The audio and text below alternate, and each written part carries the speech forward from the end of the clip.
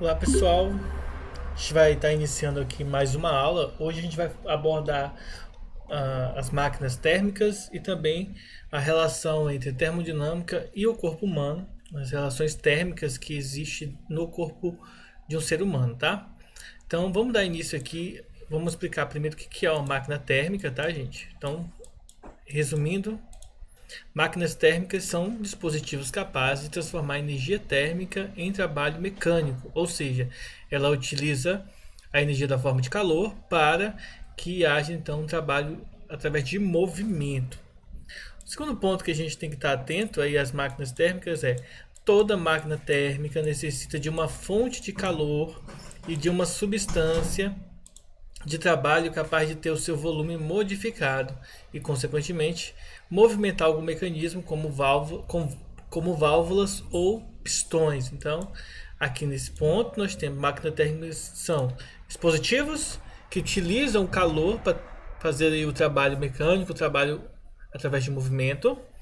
E toda máquina térmica ela vai necessitar primeiro de uma fonte de calor e de uma substância que possa expandir, né? Ela possa expandir ou comprimir. No caso, a expansão para que possa movimentar algum mecanismo. Geralmente as máquinas térmicas, por exemplo, podem utilizar água, pode utilizar gás, pode utilizar alguma coisa, alguma substância que faça.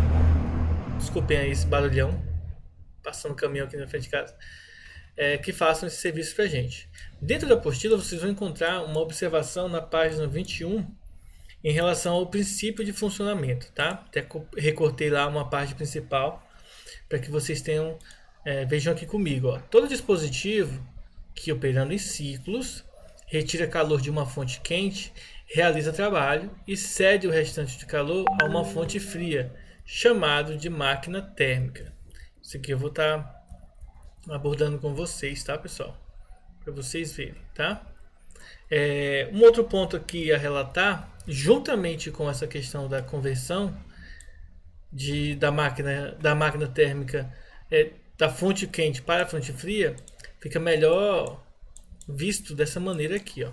Então imagina o seguinte, nessa situação. Nós temos aqui uma fonte quente que para nosso estudo nós vamos denotar aqui, gente, ó, como T1, tá bom? Nós temos aqui uma fonte fria que nós vamos colocar como T2. Nós temos a máquina térmica que realiza trabalho, tá? Esse Q1 aqui seria a energia térmica aqui, e o Q2 que seria o da fonte fria, tá?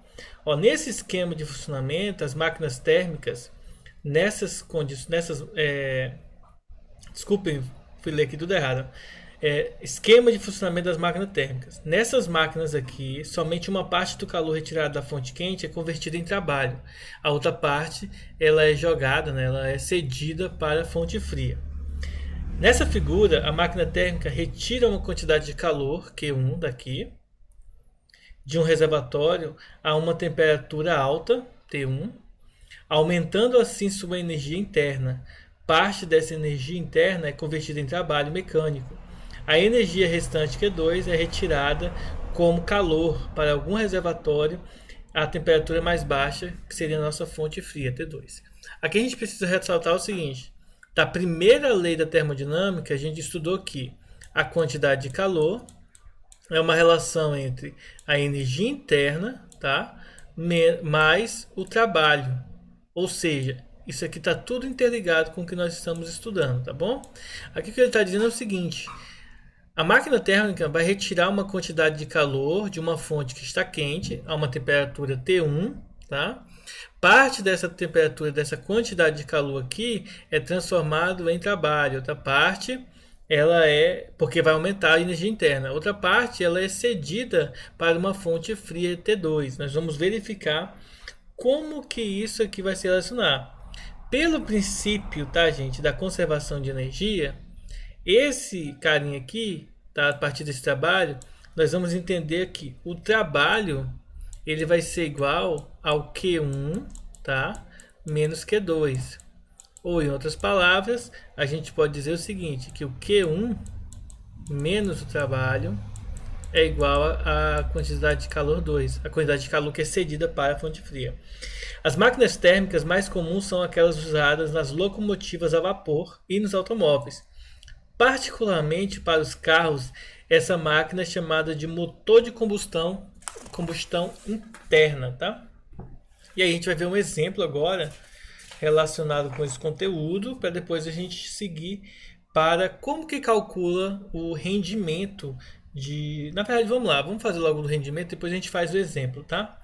Aí a seguinte questão que surge depois que a gente tem as máquinas térmicas, como por exemplo os motores de carros, os motores a vapor, é a gente entender o seguinte: como que eu posso determinar, como que eu posso entender se algo vai dar certo ou não? Bom, então vamos lá. Deixa eu mandar o link aqui para quem não está conseguindo entrar, porque eu acho que eu já até mandei. E aí não sei qual que é esse problema que ocorre em relação ao Google Meet, que sempre tem algum aluno que não consegue entrar, tá? Então deixa eu mandar aqui o link.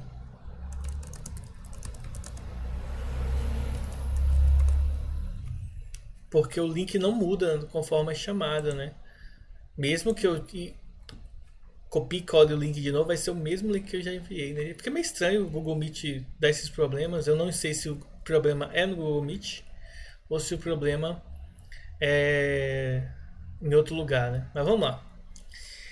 Bom, então, reexplicando aqui agora, depois que a gente tem as máquinas térmicas, surge então a necessidade do seguinte: vamos pegar uma linha cronológica, né?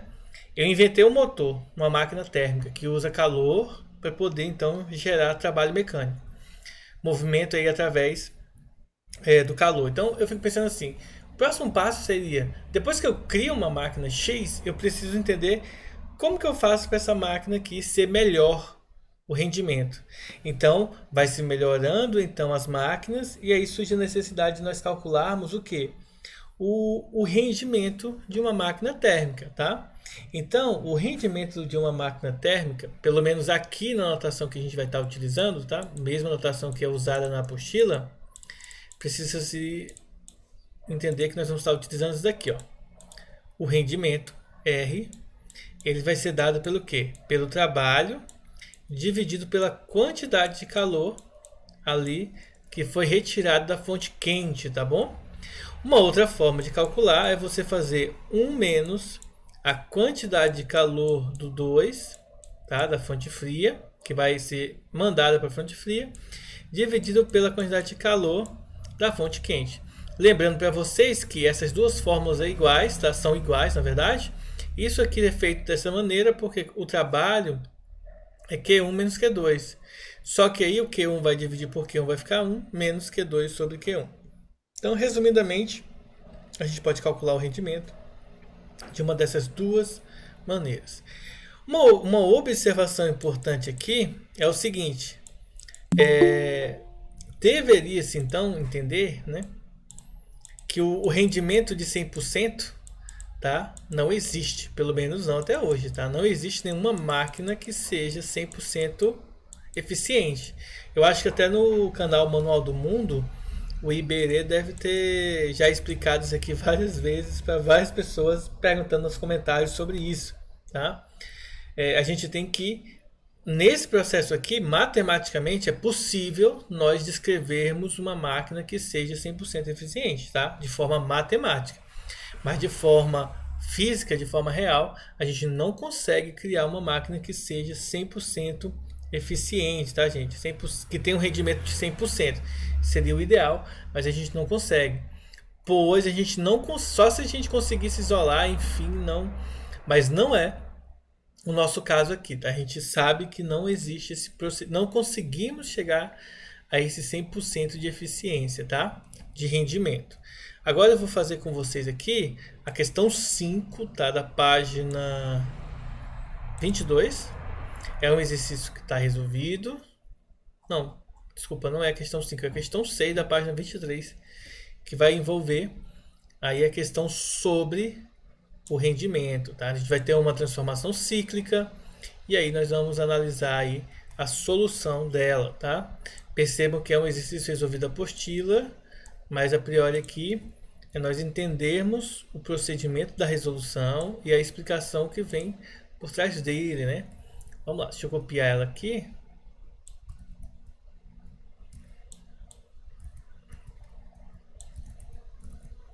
Essa questão aqui, ó. Questão 6. Aqui nós temos a letra B.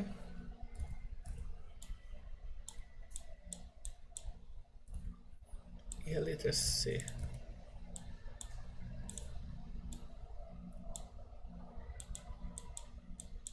Pronto. Então aqui nós temos a questão 6, ela diz o seguinte, ó, uma máquina térmica opera de acordo com essa figura aqui, com o ciclo descrito pelo diagrama da figura. Sabe-se que ela, observe que aqui é um gráfico da pressão, tá? Multiplicado por 10 à quinta, então isso aqui é 4 vezes 10 à quinta, e aqui do volume, tá? O volume não tem nada multiplicando, é só o volume do jeito que está aqui. Sabe-se que ela absorve 8,0, né? 8 vezes 10 à quarta, ou 80.000 joules de energia térmica por ciclo da fonte quente. Letra A. Qual é o trabalho resultante? Qual que é o trabalho resultante realizado pela máquina térmica em cada ciclo? E letra B. Qual é o valor da quantidade de calor Q2 cedida pela máquina térmica à fonte fria? E na letra C, qual é o rendimento dessa máquina? Então a gente vai fazer alguns cálculos para no final a gente calcular o rendimento, que seria a parte inicial, né? Então vamos lá, deixa eu pegar aqui dessa posição e vamos começar pela letra A. Letra A é qual é o valor do trabalho resultante realizado pela máquina térmica em cada ciclo, tá? Então como que nós vamos calcular o trabalho resultante? Aqui a gente tem que observar o seguinte, ó, o valor numérico do trabalho resultante em cada ciclo será dado pela área do retângulo, tá? Desse retângulozinho aqui. Assim, para a gente calcular o trabalho, a gente precisa lembrar que trabalho é igual a área. Lembrando que esse trabalho aqui é o módulo dele, tá? Então esse aqui é o módulo do trabalho, vai ser dado pela área. Como que eu calculo a área de um retângulo, pessoal? É só vocês observar o seguinte, ó, base de 0,10 a 0,20, nós temos que a base é 0,10, tá? Ou 0,1. E a altura, ó, de 2 para 4, nós temos 2 de altura. Só que essa altura aqui é 2 vezes 10 à quinta, tá? Então, gente, o trabalho, ou pelo menos o módulo do trabalho, vai ser dado pelo quê? Vai ser dado pela base, que é 0,1, vezes a altura, que é 2 vezes 10 elevado à quinta, tá? Multiplicando isso aqui vai dar 0,2 vezes 10 à quinta, transformando em notação científica. Isso vai dar 2 vezes 10 à quarta unidade de trabalho, joules, tá? Então, o trabalho realizado aí por essa máquina vai ser de 2 vezes 10 à quarta, ou 20.000 joules de energia. Para o item B, nós temos qual é o valor da quantidade de calor Q2 cedido pela máquina térmica à fonte fria.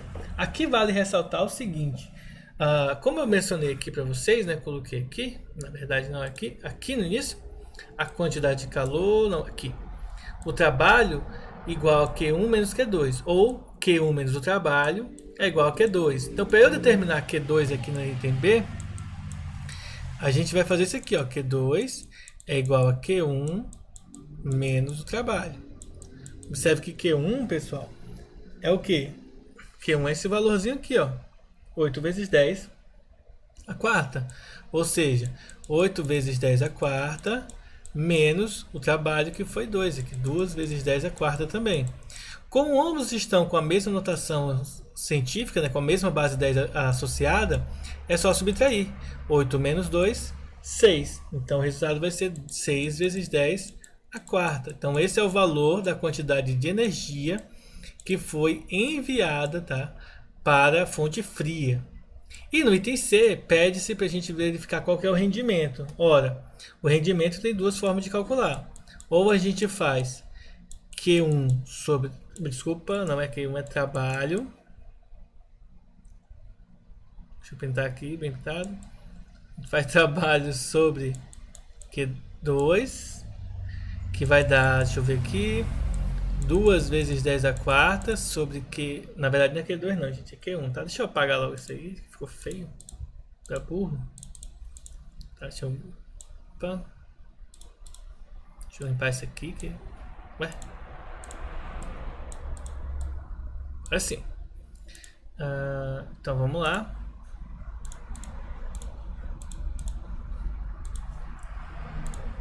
Então vai ficar R igual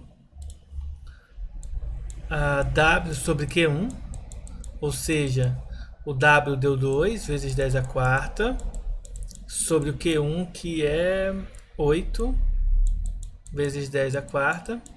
Observe que o 10 a quarta corta com 10 a quarta e fica 2 sobre 8. 2 sobre 8 é 1 quarto, e 1 quarto é 0,25. Portanto, né, o rendimento nesse caso será de 25%. Lembre-se que de decimal para porcentagem é só multiplicar por 100. Aí você encontra a porcentagem referente.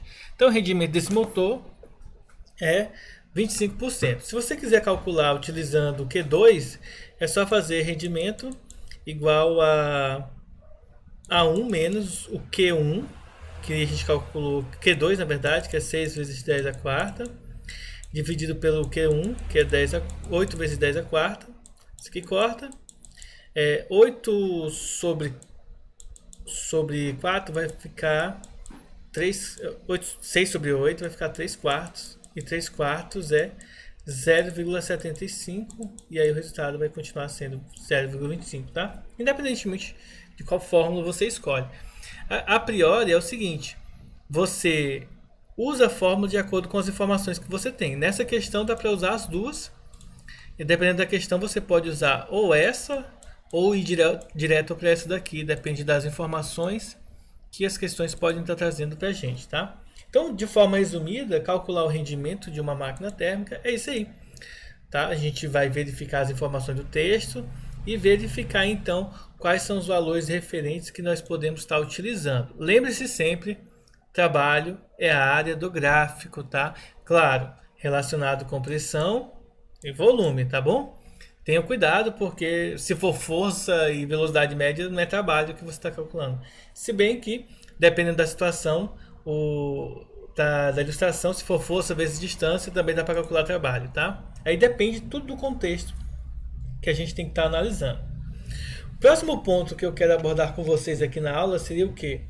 O princípio do funcionamento, os princípios de termodinâmica aplicada ao corpo humano.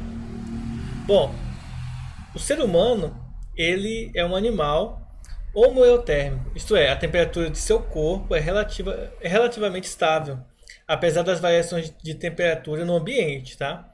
O centro de regulação térmica do nosso corpo fica no cérebro, a região conhecida como hipotálamo. Bom, deixa eu copiar algumas imagens aqui para a gente discutindo sobre ela, tá bom? Deixa eu pegar aqui algumas imagens. E aí nós vamos analisar como que a gente faz para poder regular a temperatura, como que o corpo humano usa a questão de energia associada à temperatura, tá?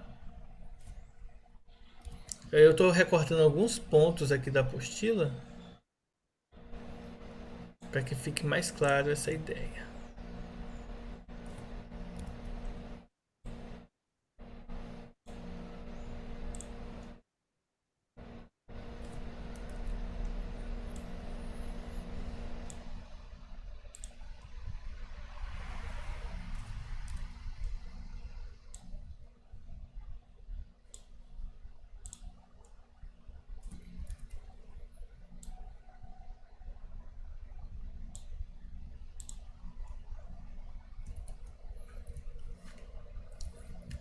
Então vamos lá. Aqui.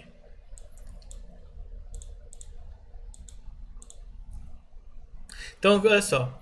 Como eu tinha mencionado com vocês, tá? O homem é um animal homeotérmico. Então, significa que a temperatura do nosso corpo é razoavelmente estável, tá? Mesmo com as mudanças de temperatura. E o que regula isso no nosso corpo é justamente o hipotálamo, uma região do cérebro lá que é responsável por regular a nossa temperatura, tá? Um outro ponto que eu quero chamar a atenção com vocês é ah, como que isso, né?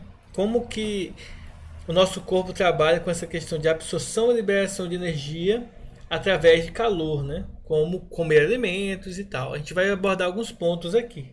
A energia liberada pelos alimentos no nosso corpo, para podermos então ali fazer as transformações de energia necessária para a gente poder manter a nossa vida, é dada pelas seguintes informações aqui. Primeiro, metabolismo basal é a energia gasta pelo organismo para manter a vida. Isto é, para a gente respirar, manutenção dos batimentos cardíacos, atividade dos rins e hepáticas, tá?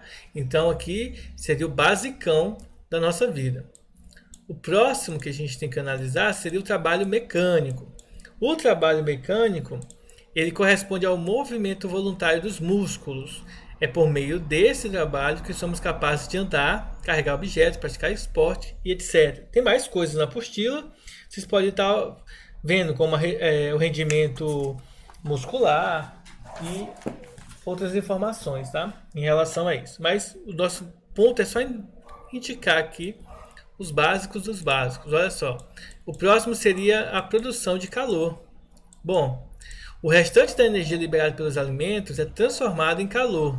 São basicamente 4 as formas de perda de calor corporal. Primeira, condução térmica, é a transferência de calor através das estruturas internas do nosso corpo até atingir a pele. Eventualmente, o contato da pele com uma superfície sólida a uma temperatura mais baixa provoca também a condução térmica. E é através da condução térmica, por exemplo, que animais e pessoas no frio, quando se abraçam, quando ficam coladas um no outro, vai transferindo calor de um do outro para manter ali a temperatura mais estável, tá? Nós temos a convecção, é a transferência de calor da pele para o ar. A perda é maior quando a velocidade do ar é alta. Quanto maior a velocidade do ar, maior é a perda de calor. E a terceira é a radiação térmica, é a transferência de energia entre a superfície do corpo humano e o meio externo através de ondas eletromagnéticas que se propagam com a velocidade da luz. E é assim, por exemplo, que o pessoal que está... Quando você vai entrar numa loja agora, no lockdown, na pandemia, as pessoas verificam sua temperatura através dessa radiação. Como o nosso corpo está radiando energia térmica a todo momento para o exterior, quando ele coloca aquele aparelhinho lá, ele está verificando qual é o nível de radiação que você está transmitindo para o ar. Então, basicamente, por conta disso aí que dá certo aquela verificação. Bom, a quarta forma de liberação de calor, do uso do calor aqui, é através da evaporação. É a forma mais eficiente que o corpo tem de transferir energia calorífica para o meio ambiente. E ela se dá de duas formas, ó, gente. Ela se dá pela perspiração, é a difusão da água através das camadas mais internas da pele para a superfície, e a sudação se refere à evaporação do suor liberado pela pele. A sudação é facilitada pelo vento e dificultada pela umidade do ar. Quanto maior a umidade do ar, mais dificuldade vai ter de liberar esse calor através do suor, tá, gente? Bom, esses são os pontos aqui mais básicos que nós temos. Agora a gente tem que analisar alguns outros, como por exemplo, a gente precisa entender qual que é o conceito do frio, né? A gente até falou um pouco sobre isso quando estávamos lá no início da termodinâmica. Sabemos que o homem é um animal homeotérmico, assim quando o ambiente está frio, começamos a perder calor para ele, o que levaria a uma diminuição da temperatura corporal. E a ideia é, como que evita isso? Bom, resumidamente, de início são acionados horripiladores, pequenos músculos que ficam na raiz de cada pelo que temos espalhado por todo o corpo. Esse acionamento causa de imediato o conhecido arrepio, uma onda de trepidação muscular por todo o corpo. A tremedeira que se espalha pelos músculos é nossa primeira proteção, pois tremer é um processo mecânico que gera calor. Então a primeira ideia aqui é um processo meio que involuntário para gerar o calor no nosso corpo. Outra coisa, outra proteção do corpo é o embolar. Fechamos as mãos, cruzamos os braços, encolhemos as pernas e encurvamos o corpo. Todos esses atos provocam uma diminuição da superfície exposta e quanto menor essa superfície, menos intensa será a perda de calor para o meio ambiente. Quando nada disso resolver, apelamos para o agasalho. Agasalhos não esquentam. Agasalhos, eles somente deixam o calor dentro do nosso corpo. Então, eles funcionam como um isolante térmico e não como algo que esquenta a gente, tá, gente? Então, lembre-se o seguinte: cobertor, agasalhos, roupas, de um modo geral, elas não esquentam o nosso corpo. Elas não têm essa propriedade de esquentar. Elas funcionam como um isolante para que o calor do nosso corpo não saia. Aí vocês podem perguntar assim: ah, professor, mas eu, quando vou dormir em dias quentes, quando eu me embrulho, parece que vai pegar fogo. Isso acontece, essa sensação de que o cobertor está esquentando você, se dá pelo seguinte fato: teu corpo está jogando calor para o meio, só que o cobertor não deixa esse calor sair dali da região onde você está. Por isso, temos essa sensação de calor, tá? Vamos observar o próximo ponto. Calor. Quando o meio ambiente está a uma temperatura superior do nosso corpo, recebemos calor desse meio. Observe, quando está frio, é o nosso corpo que cede calor. Quando está quente, o nosso corpo recebe calor. Quanto mais alta a temperatura do meio, mais calor é transferido. Como que a gente pode evitar isso? Primeiro, o sangue passa a irrigar as partes mais próximas da pele. Você já notou como ficamos vermelhos nessa hora? Como a camada protetora do sangue diminui, já que se encontra mais próximo da epiderme, o calor pode mais facilmente transferir-se dele para a superfície da pele e daí para o ar, conforme a gente já havia discutido, né, lido aqui com vocês essa parte da produção de calor. Então, basicamente, são esses pontos. Os próximos dois pontos, um é o suor e o outro é a febre, tá? Então vamos analisar aqui esses dois aqui.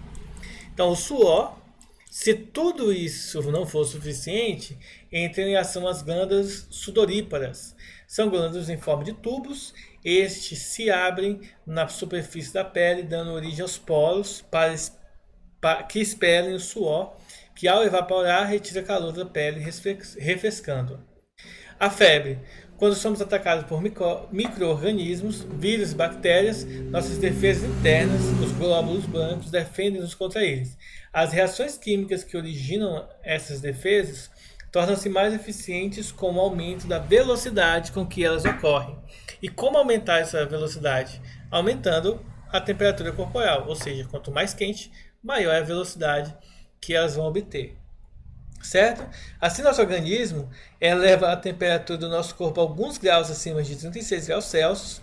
Logo, é importante frisar: febre não é uma doença em si, mas o resultado de uma luta no nosso organismo pode debelar alguma doença. Ou seja, apesar de que a febre ela não é algo ruim para o nosso corpo diretamente, mas pode acontecer disso dar problema para o nosso corpo. Por quê? Tem todos os efeitos biológicos que isso pode ocorrer. Vocês podem estar tirando essas dúvidas com a professora de biologia, que ela vai saber explicar melhor para vocês, tá? Com isso aqui a gente encerra, pessoal, a parte da relação entre termodinâmica e